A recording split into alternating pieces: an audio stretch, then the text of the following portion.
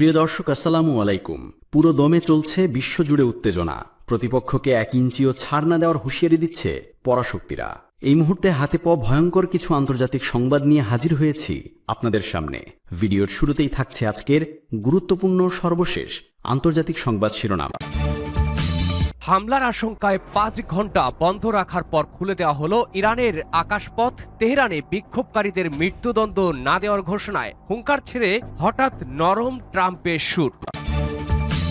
জানাবো, সৌদি আরব, সংযুক্ত আরব আমিরাত ও তুরস্কের মার্কিন সেনা ঘাঁটিতে হামলার করা হুঁশিয়ারি। ইরানের খুব কাছে কি ইরান ও আমেরিকার যুদ্ধ? অন্যদিকে বাংলাদেশ সহ 75টি দেশের অভিবাসী ভিসা প্রক্রিয়া স্থগিতের সিদ্ধান্ত যুক্তরাষ্ট্রের।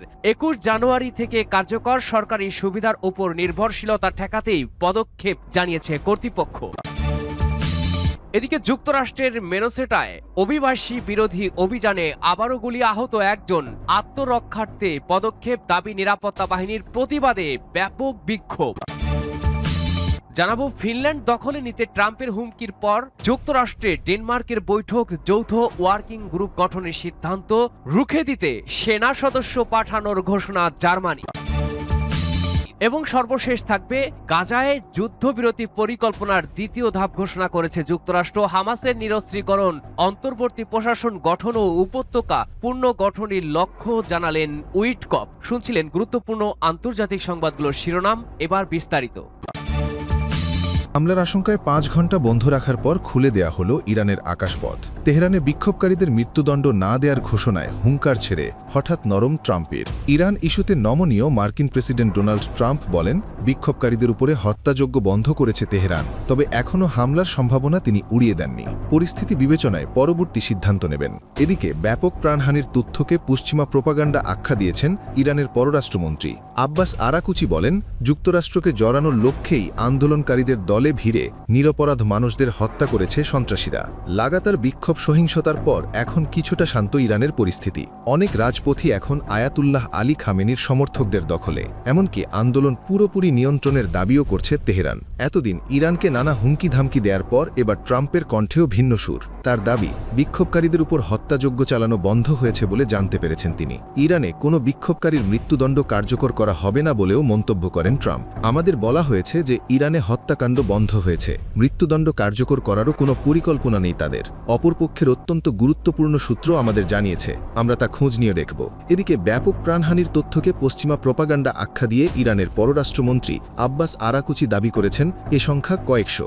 মার্কিন হস্তক্ষেপের আশায় আন্দোলনকারীদের মধ্য থেকে অনেকে নিরাপত্তা বাহিনী ও সাধারণ মানুষ হত্যা করে নিহতের সংখ্যা বাড়াতে চেয়েছে বলেও মন্তব্য করেন তিনি। তারা জঙ্গিদের মতো হামলা চালিয়েছে, পুলিশ অফিসারদের জীবিত পুড়িয়ে দিয়েছে, নিরাপত্তা বাহিনী ও সাধারণ মানুষের উপর নির্বিচারে গুলি চালিয়েছে। কেন?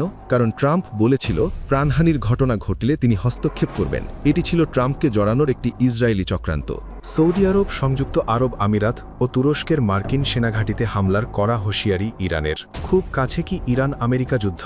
সৌদি আরব, সংযুক্ত আরব আমিরাত ও তুরস্কে থাকা মার্কিন সেনাঘাঁটিতে হামলার কড়া হুঁশিয়ারি দিয়েছে ইরান। এই হুমকির পরেই কাতারের আল উদাইদ সেনাঘাঁটি ছেড়ে নিরাপদে সরে যেতে মার্কিন সেনাদের পরামর্শ দিয়েছে যুক্তরাষ্ট্র। বাতিল হয়ে গেছে দুই দেশের শীর্ষ পর্যায়ের যোগাযোগ। এর আগে ইরানের বিরুদ্ধে কঠোর পদক্ষেপের হুমকি দেন মার্কিন প্রেসিডেন্ট ডোনাল্ড ট্রাম্প। দুই দেশের পাল্টাপাল্টি হুমকিতে সময়ের সাথে বেড়েই চলেছে ইরান ও আমেরিকা যুদ্ধের সংখ্যা। খুব কাছে কি ইরান ও আমেরিকা যুদ্ধ? কতটা ভয়াবহ হবে বিশ্ব ও মধ্যপ্রাচ্যের পরিস্থিতি? ফিলিস্তিনের পর আরও একটি যুদ্ধ কি বহন করতে পারবে মধ্যপ্রাচ্য? পাল্টাপাল্টি হামলার হুমকিতে সময়ের সাথে সাথে বেড়েই চলেছে এমন সংখ্যা। মার্কিন প্রেসিডেন্ট ডোনাল্ড ট্রাম্প যখন ইরানের বিরুদ্ধে কড়া পদক্ষেপের হুঁশিয়ারি দিচ্ছেন, তখন দমে না গিয়ে পাল্টা হুঙ্কার ছড়েছে ইরানও। হুঁশিয়ারি দিয়েছে, ইরানে হামলা হলে রক্ষা পাবে না সৌদি আরব, আরব আমিরাত ও তুরস্কে থাকা মার্কিন সেনাঘাঁটিগুলো, উড়িয়ে দেয়া হবে সেগুলো। এমন অবস্থায় প্রশ্ন উঠেছে, খুব শীঘ্রই কি ইরান ও আমেরিকা যুদ্ধ শুরু হবে? বিশ্লেষকরা বলছেন, ইরানে হামলার ব্যাপারে মার্কিন প্রেসিডেন্ট ডোনাল্ড ট্রাম্পের মনে আসলে কি চলছে তা জানা অসম্ভব। তাই কোন সিদ্ধান্ত নেবেন তিনি তা বোঝা মুশকিল। তারা বলছেন, ক্ষোভের আগুনে যখন পুড়ছে ইরান, তখন সে আগুনে ঘি ঢালছেন প্রেসিডেন্ট ট্রাম্প। এরই মধ্যে ইরানের সরকার বিরোধী বিক্ষোভকারীদের জন্য সহায়তা আসছে বলে সতর্ক করে দিয়েছেন তিনি।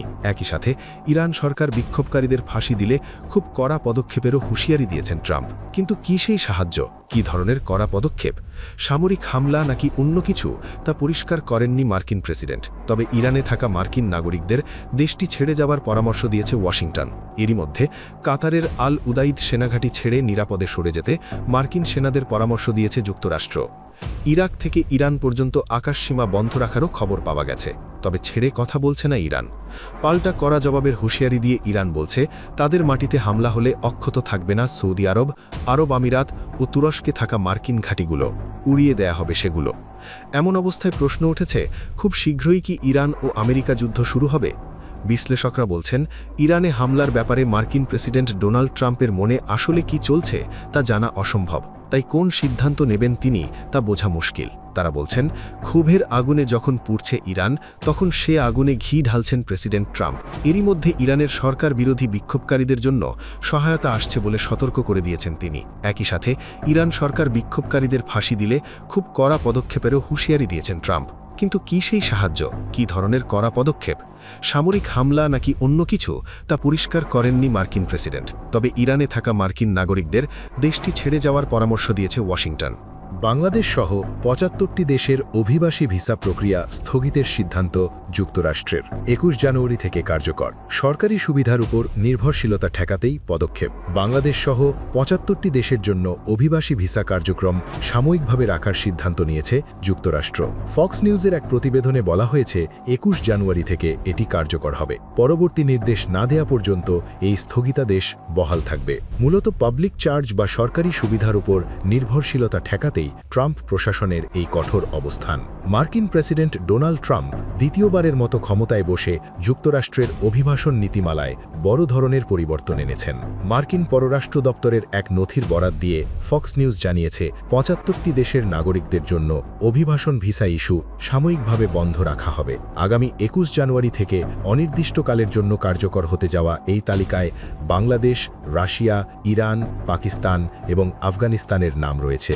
মার্কিন পররাষ্ট্র দপ্তরের এক মুখপাত্র বার্তা সংস্থার রাইটার্সকে ভিসা প্রক্রিয়া স্থগিত করতে যাওয়ার বিষয়টি নিশ্চিত করেছেন। এই কড়াকড়ির মূল কারণ হিসেবে পাবলিক চার্জ আইনকে সামনে আনা হয়েছে। যুক্তরাষ্ট্রের মিনেসোটায় অভিবাসী বিরোধী অভিযানে আবারও গুলি, আহত একজন।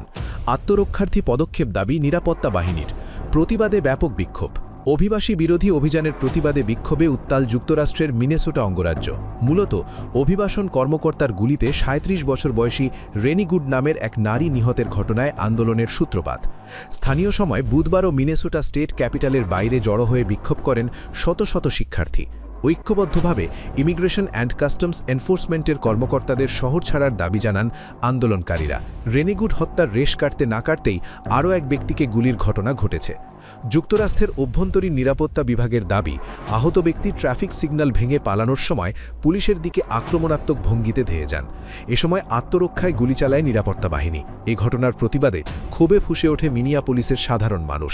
রাস্তায় নেমে শুরু হয় প্রতিবাদ। এ সময় নিরাপত্তা বাহিনী আন্দোলনকারীদের বাধা দিলে সংঘর্ষ ছড়িয়ে পড়ে। এ সময় বিক্ষোভকারীদের ছত্রভঙ্গ করতে কাঁদানি গ্যাস ব্যবহার করে পুলিশ। রেনিগুড হত্যার ঘটনায় জবাবদিহিতার দাবি জানিয়েছেন ডেমোক্র্যাট আইন প্রণেতারা। কর্মকর্তাদের পদক্ষেপের পেছনে হোমল্যান্ড সিকিউরিটির প্রধান ক্রিস্টিন ওয়েমকে দায়ী করে অভিশংসনের দাবি জানিয়েছেন বিরোধীরা। তবে কোনোভাবেই অভিযান থামানো হবে না বলে সাফ জানিয়ে দিয়েছে যুক্তরাষ্ট্রের হোমল্যান্ড সিকিউরিটি বিভাগ। ফিনল্যান্ড দখলে নিতে ট্রাম্পের হুমকির পর যুক্তরাষ্ট্র ডেনমার্কের বৈঠক। যৌথ ওয়ার্কিং গ্রুপ গঠনের সিদ্ধান্ত। রুখতে সেনা সদস্য পাঠানোর ঘোষণা জার্মানির। ট্রাম্পের গ্রিনল্যান্ড দখলে নেয়ার হুমকির মধ্যে বৈঠক করেছে যুক্তরাষ্ট্র ডেনমার্ক। তবে ডেনমার্কের পররাষ্ট্রমন্ত্রী জানান, দ্বীপটির মালিকানা নিয়ে দুপক্ষের দূরত্ব কমেনি। সমস্যা সমাধানে একটি যৌথ ওয়ার্কিং গ্রুপ গঠনের সিদ্ধান্ত হয়েছে। এমন পরিস্থিতিতে গ্রিনল্যান্ডে সেনা সদস্য পাঠানোর ঘোষণা দিয়েছে জার্মানি, ফ্রান্স, নরওয়ে, সুইডেন। এদিকে আবারও গ্রিনল্যান্ডকে যুক্তরাষ্ট্রের জাতীয় নিরাপত্তার জন্য অপরিহার্য বলে জানিয়েছেন ট্রাম্প। গ্রিনল্যান্ড অধিগ্রহণ করার বিষয়ে ট্রাম্পের পরিকল্পনা নিয়ে যুক্তরাষ্ট্র ও ডেনমার্কের মধ্যে তীব্র টানাপোড়েন চলছে। এমন পরিস্থিতিতে বুধবার হোয়াইট হাউসে মার্কিন ভাইস প্রেসিডেন্ট ও পররাষ্ট্রমন্ত্রীর সঙ্গে রুদ্ধদ্বার বৈঠক করেন ডেনমার্ক ও গ্রিনল্যান্ডের পররাষ্ট্রমন্ত্রীরা। দীর্ঘ আলোচনার পর ডেনমার্কের পররাষ্ট্রমন্ত্রী জানান, আলোচনা গঠনমূলক হলেও গ্রিনল্যান্ডের মালিকানা নিয়ে দুই পক্ষের দূরত্ব কমেনি। শেষ পর্যন্ত সমস্যা সমাধানে একটি যৌথ ওয়ার্কিং গ্রুপ গঠনের সিদ্ধান্ত হয়েছে। রাশিয়া ও চীন ইস্যু টেনে ট্রাম্পের দাবি করা নিরাপত্তা ঝুঁকিকে উড়িয়ে দেন ডেনমার্কের পররাষ্ট্রমন্ত্রী। বলেন, দ্বীপটি বর্তমানে কোনো তাৎক্ষণিক হুমকির মুখে নেই। এদিকে গ্রিনল্যান্ডের পররাষ্ট্রমন্ত্রী জানিয়েছেন, তারা যুক্তরাষ্ট্রের সাথে সহযোগিতা জোরদার করতে চান, কিন্তু মালিকানা পরিবর্তন নয়। আর্কটিক অঞ্চলে ট্রাম্পের প্রভাব রুখতে বড় ধরনের পদক্ষেপ নিয়েছে ইউরোপের কয়েকটি দেশ।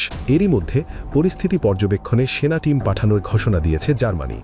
নরওয়ে ও সুইডেনও ডেনমার্কের অনুরোধে তাদের সামরিক কর্মকর্তাদের গ্রিনল্যান্ডে মোতায়েন করছে। গ্রিনল্যান্ডে নতুন কনসুলেট খোলার ঘোষণা দিয়েছে ফ্রান্স।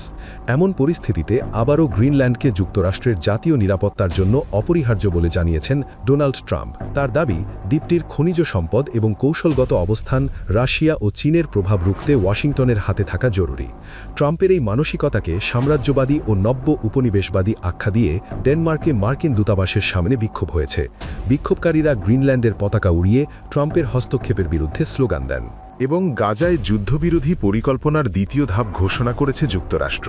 হামাসের নিরস্ত্রীকরণ, অন্তর্বর্তী প্রশাসন গঠন ও উপত্যকা পুনর্গঠনই লক্ষ্য, জানালেন উইটকফ। অবশেষে গাজায় যুদ্ধবিরোধী পরিকল্পনার দ্বিতীয় ধাপের ঘোষণা দিয়েছে যুক্তরাষ্ট্র। সামাজিক যোগাযোগ মাধ্যমে দেয়া পোস্টে বিষয়টি জানান মার্কিন বিশেষ দূত স্টিভ উইটকফ। বলেন, এবারের লক্ষ্য হবে হামাসের নিরস্ত্রীকরণ, অন্তর্বর্তী প্রশাসন গঠন ও উপত্যকা পুনর্গঠন। গাজার শাসনভার পরিচালনার জন্য কায়রোয়ে প্রথম বৈঠকে বসে যাচ্ছেন বিশেষজ্ঞদের নিয়ে গঠিত কমিটি। তারাই চূড়ান্ত করবেন উপত্যকার ভবিষ্যৎ রূপরেখা। গাজায় প্রথম দফার যুদ্ধবিরতির পর বহুবার ফিলিস্তিনিদের উপর হামলা চালিয়েছে ইসরায়েল। এতে হুমকির মুখে পড়ে শান্তি চুক্তি। তবে মার্কিন প্রেসিডেন্ট ডোনাল্ড ট্রাম্পের বিশেষ দূত স্টিভ উইটকফ জানিয়েছেন, গাজায় শুরু হয়েছে যুদ্ধবিরতি পরিকল্পনার দ্বিতীয় ধাপ। তিনি বলেন, এবারের লক্ষ্য হামাসের নিরস্ত্রীকরণ এবং অন্তর্বর্তী প্রশাসন গঠন। National committee for the administration of Gaza বা NCAG নামের কমিটি উপত্যকার বেসামরিক শাসন ব্যবস্থা পরিচালনা করবে। গাজা শাসনভার পরিচালনার জন্য কায়রোয়ে প্রথম বৈঠকে বসতে যাচ্ছেন কমিটির সদস্যরা। তারা সম্পূর্ণ অরাজনৈতিকভাবে গাজার পুনর্গঠনে কাজ করবেন। কমিটির চেয়ারম্যান হিসেবে ফিলিস্তিনি প্রশাসনের সাবেক উপপরিকল্পনা মন্ত্রী আলী সাথের নাম ঘোষণা করেছে মিশর, কাতার ও তুরস্ক। যুদ্ধে গাজার প্রায় 90% অবকাঠামো ধ্বংস হয়ে গেছে, যার পুনর্গঠন ব্যয় ধরা হয়েছে প্রায় $70 বিলিয়ন। ভঙ্গুর যুদ্ধবিরতির মধ্যেই তুরস্ক, মিশর ও কাতারের মধ্যস্থতায় এই বিশাল কর্মযজ্ঞ শুরু করার প্রস্তুতি চলছে। ট্রাম্পের 20 দফার শান্তি পরিকল্পনায় শুধু হামাসের নিরস্ত্রীকরণ নয়, বরং ইসরায়েলি জিম্মিদের মুক্তি এবং একটি আন্তর্জাতিক স্থিতিশীলতা বাহিনী মোতায়েনের বিষয়েও অন্তর্ভুক্ত ছিল। তবে মাঠ পর্যায়ে ইসরায়েল বাহিনীর হামলা এবং ত্রাণ সরবরাহে বাধার কারণে শান্তি প্রক্রিয়া এখনও বেশ চ্যালেঞ্জের মুখে।